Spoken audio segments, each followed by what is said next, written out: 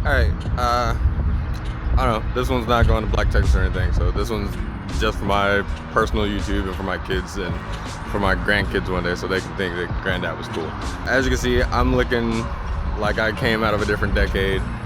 Today is Monday and the gyms are open finally. I'm gonna go get into the gym and try and rebuild my freaking body. I don't want my body to continue breaking down like it's been, and so I'm gonna try and get back in the swing of things. I haven't worked out the entire pandemic. I just didn't want my apartment smelling like a gym. This whole quarantine has really let my body slip. My beard looks a mess. My hair definitely looks a mess. We're just gonna get back into the swing of things. I don't know if I'm gonna shoot more videos for this. This is really just an opportunity for me to practice video editing and see what all I can do. But if nothing else, like I said, one day my grandkids will hopefully see this and they'll think that granddad was cool. My kids probably won't think anything of it. They think I'm lame, but we'll see. I have a fitness regimen generally in mind because I had one prior to the pandemic.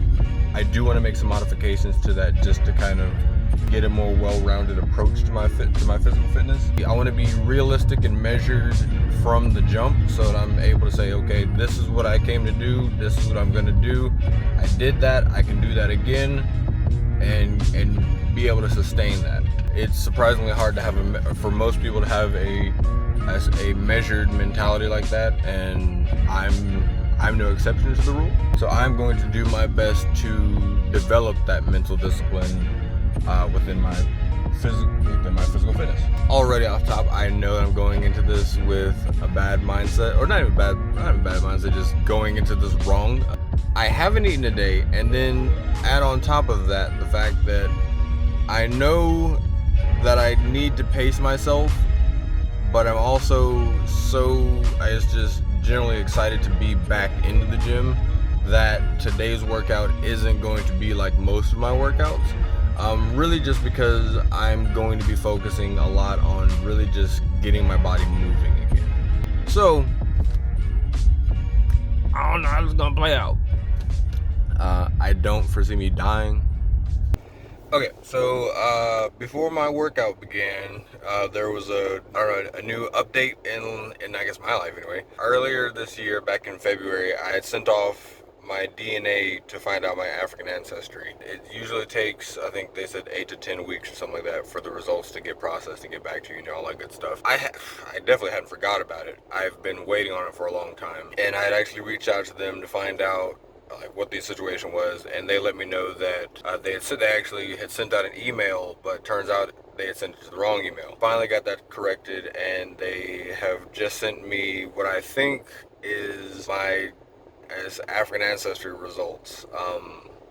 So I'm gonna, I walked right out the gym once I saw the email, and so I'm back in my car right now. So I'm gonna look through that and see if my results are in there. I'm nervous and excited at the same time because I don't know. I feel like this is a big step for me. I know this isn't the end of the road for my journey into the past, if you will. It's very much a significant checkpoint for me, but regardless of what these results say, I see this as a very critical building block than the finish line. This is the first test I'm doing.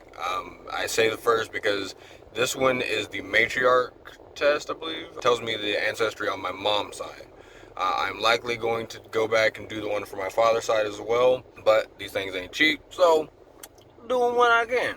And then I'm still nervous, what if I read these results and hey dog, you really ain't all that black, that ass, you got a lot of Middle Eastern in you, fam.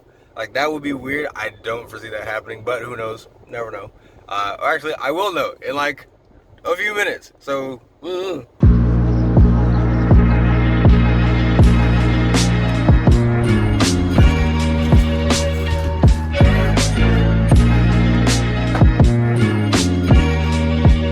What's wrong, man? What's wrong? You got minutes to do a checkout.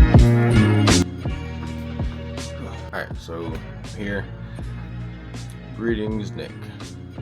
Thank you for being an African Ancestry family member. It has been a privilege to assist you in this journey to finding out who you are. I feel like I am not reading at a post-collegiate level. My bad. Dear Mr. Bailey, it is with great pleasure that I report your matriclan test result. We have determined that you share maternal genetic ancestry with Igbo people in Nigeria today.